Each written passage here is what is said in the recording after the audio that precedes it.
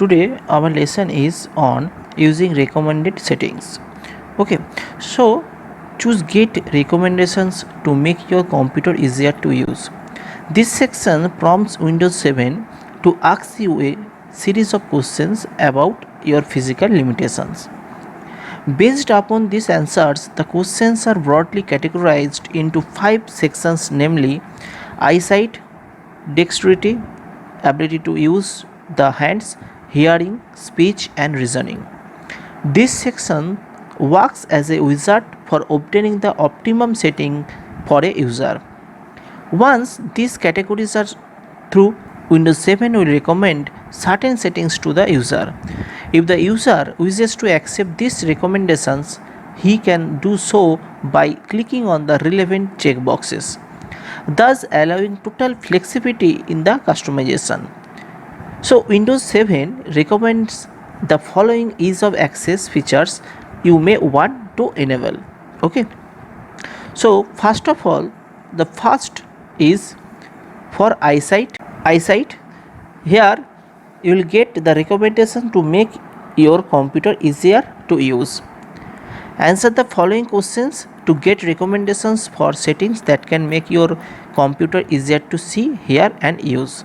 For each question, select all statements that apply to you. When you are done, you can decide which settings to turn on. Okay, so your answers are used to determine recommended settings only. If another program or website wants to use this information to better suit your needs, you will explicitly ask for permission by that program. So select from here whatever you want to apply from these options. Okay, got it. Now this part is for the ability to use the hands. Okay, so you can choose any options here and you can use it. Next is for hearing. Okay, so all the options are here. Conversation can be difficult to hear, okay, even with a hearing aid. Next option is background noise makes the computer difficult to hear. Next option, I am hard of hearing and I am deaf. So choose any one option which apply to you. Okay, and then the speech option. Okay, so you will have two options, select any one that apply to you. Other people have difficulty understanding me in a conversation. I have a speech impairment, so click which applies to you. Okay, next is reasoning. Okay, so all the options are here. Select one or more in the checkbox that apply to you. Number one is it is often difficult for me to concentrate. Number two is it is often difficult for me to remember things, and then I have a learning disability. Okay, so select any options from the reasoning checkbox option. Now the recommending settings, here you can turn on the narrator. If you select on the checkbox, then you will on the narrator. Then you can turn on the sticky keys here. Then you can turn on the toggle keys. You can turn on the filter keys, and also if you click on this checkbox, this option gives you underline keyboard shortcuts and access keys. Okay, got it. And also here you can set the thickness of the blinking cursor. Okay, so click on the make the focus rectangle thicker and then set the thickness of the blinking cursor. Okay, so all this was the recommended settings. Now we will learn about the how to explore all the settings. Number one is use the computer without a display. So this section of ease of access center allows all the settings to be customized. We will check each of the sections and study how this help a disabled person to use a computer. So number one is use the computer without display. Okay, So here, as shown in this figure, this section helps in optimizing the settings for a person who is blind or has severely impaired vision. Number one is turn on narrator. So as discussed above, narrator is a screen reader utility. Selecting the checkbox, that is turn on narrator, helps in activating the narrator utility and makes it available as soon as the user logs on the Windows. Next one is turn on audio description.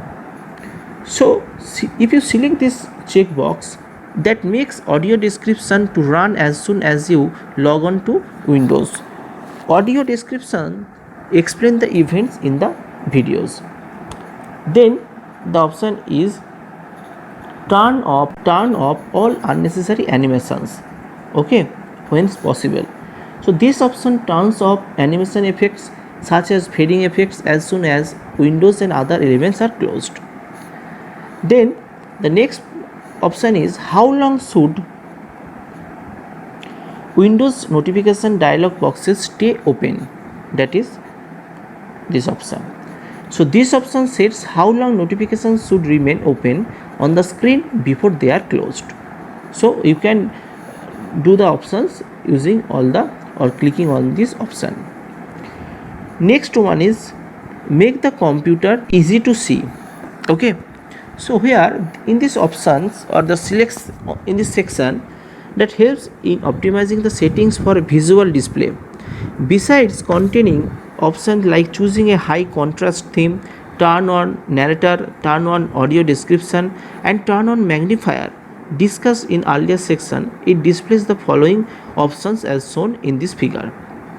First of all, it is adjust the color and transparency of the window borders. Okay, so this option helps you to change the appearance of window borders to make them easier to see. Okay, then the option is fine tune display effects. Okay, so this option allow you to customize the appearance of the certain items on your desktop. Okay, then the next point is make the focus rectangle thicker. This option makes the rectangle thicker around the currently selected item in the dialog boxes, which makes it easier to see. The next option is set the thickness of the blinking cursor. This option allows you to customize the thickness of the blinking cursor in the dialog box and programs. Okay, and then the last option under it is remove background image. So this option helps in making the screen easier to see by turning off all unimportant overlapped content and background images. Okay, now the next setting is use the computer without a mouse or keyboard. As shown in this figure, this section helps in settings alternatives for input devices. Windows provides two features as alternatives for the common input devices. One is mouse, another one is keyboard. Okay, got it? So first of all, the point is use one screen keyboard. As we have already discussed, the computer can be used without a keyboard by using on-screen keyboard. This facility can be activated from this section by selecting the checkbox of use one screen keyboard. Okay, next option is use speech recognition. Here it is. Using this option, you can use voice commands to work with Windows. You can speak commands with the help of the microphone, which the computer will understand and respond to. Okay, next, so here it is set up microphone and here it is start speech recognition. Okay, now the next settings is make the mouse easier to use. In this section you can manage the settings of the mouse or other pointing devices. Very often the mouse pointer is not easily visible on the white background of the work area or certain parts of the ribbon or on the edges of the window. This all is more troublesome for those who are having visual disabilities. So number 1 option under this is change the color and size of mouse pointer. Okay. So here use by changing the size and color of the mouse pointer. Three different sizes and colors are available for the mouse pointer, namely regular, large and extra large. Okay, and black, white and inverting respectively. Okay, this gives us the total of 9 options for settings the mouse pointer. Next point is turn on mouse keys here. So if you click on this checkbox, this option controls the movement of the mouse pointer by using the numeric keypad. Okay. Next is activate a window by hovering over it with the mouse. That is this option. So with this option you can select and activate a window by simply pointing at it with the mouse rather than by clicking on it. Okay. Then the next option is prevent windows from being automatically arranged when moved to the edge of the screen. This option prevents the window from getting automatically resized and docked along the sides of the screen when they are moved to the corner of the screen. Okay. Got it? Now the next point is make the keyboard easier to use. So this section can be used to adjust the settings of the keyboard as shown in the figure. Number 1 is turn on mouse keys, then turn on sticky keys, then turn on toggle keys, then turn on filter keys and turn on bounce keys, and last of all turn on repeat keys and slow keys. Okay, so we will learn all these keys one by one. At first it is mouse keys. So these options enable us to use a numeric keypad instead of a mouse to move mouse pointer. We can also increase or decrease the speed and the acceleration of the cursor while using the keypad to control the mouse. Okay, got it? Next one is turn on sticky keys. So here instead of pressing 3 keys at once, such as when you must press the Ctrl, Alt and Delete keys together to log up to Windows, you can use one key by turning on sticky keys and adjusting the settings. In this way, you can press a modifier key and it may remain active until another key is pressed. So sticky keys can also be turned on or off from the keyboard settings. This feature is useful for those who face difficulty in pressing more than one key at a time, like Ctrl plus Alt plus Del. Turning on sticky keys will allow the user to press one key at a time instead of pressing all keys together. So clicking on the setup sticky keys that will allow you to further customize the feature of the optimized use. The keyboard shortcut pressing shift key 5 times for activating the sticky keys can also be turned on or off from here. The warning message and sound can also be turned on to indicate to the user that sticky keys are activated. Other options and feedback can also be activated if required. Click on apply and then OK when the setup is complete. Okay. Next one is turn on toggle keys.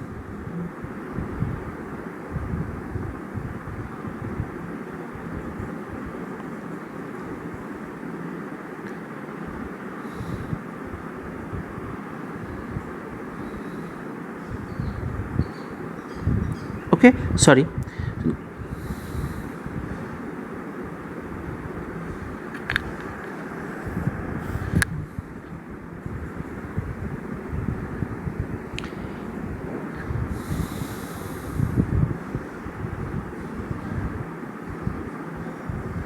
Next one is toggle keys. The caps lock, number lock and scroll lock keys are toggle keys. If we press caps lock to obtain all capital letters, then pressing the caps lock again will turn it off, and now all the lowercase letters will be typed. Click on the checkbox to turn toggle keys on or off. Okay. Next one is filter keys. Turning on filter keys will make the computer recognize multiple key presses at a single key press. Due to trembling of the hands or stiffness of the finger joints, some people face difficulty in pressing a key on the keyboard. Instead of a single press of the key, they may press it more than once. For those, filter keys may be used. So click on the Setup Filter Keys for optimizing the settings in this section. The first checkbox allows the filter keys to be turned on or off. The next section allows one to turn on or off the keyboard shortcut, pressing the right shift key for 8 seconds. For activating filter keys, so you could also set the computer to display a warning message or a sound to indicate that filter keys is being turned on or off. So click on the apply and then OK after setting up filter keys. Okay. Next is turn on bounce keys. Okay.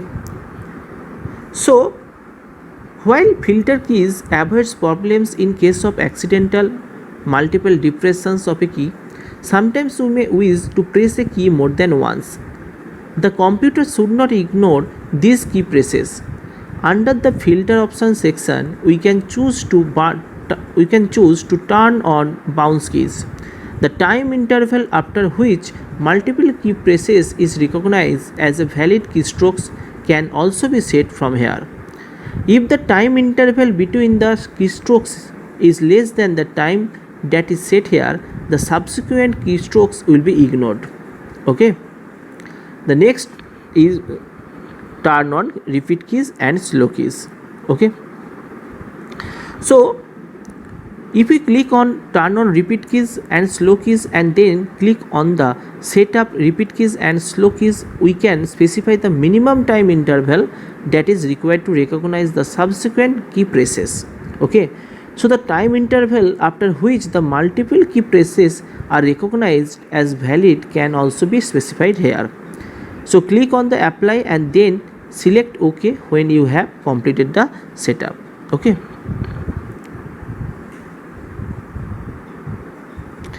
Next point is use text or visual alternatives for sound. For those who have difficulty in hearing, Windows 7 provides alternatives where one can choose to have visual clues instead of sound. From the Ease of Access Center, click on Use Text or Visual Alternatives for Sounds. The first checkbox is Sound Sentry. Okay. If this box is checked, then visual notifications will be provided instead of sound. This is helpful for those who are hard of hearing.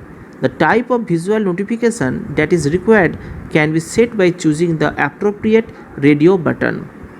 One can choose to have a flash active caption bar, a flash active window, a flash desktop, or no visual indication. Okay. Got it? So one can also turn on text displays of the sound by clicking on the checkbox labeled turn on text captions, turn on text captions for spoken dialogue when available. Click on apply and then click on OK when you have finished settings up all the alternatives for the sound. Okay. Now last point is make it easier to focus on tasks. So clicking on make it easier to focus on tasks is the last option in the Ease of Access Center. This section makes it easier for those who are unable to concentrate for long periods of time. Several features which were discussed earlier like screen narrator, sticky keys, filter keys and toggle keys can be set up from here.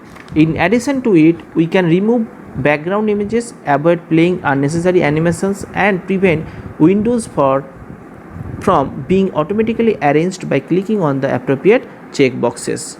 Okay. So already we have discussed about all the keys, all the recommended settings, and explore all the settings. Okay, so watch it and learn it. Thank you.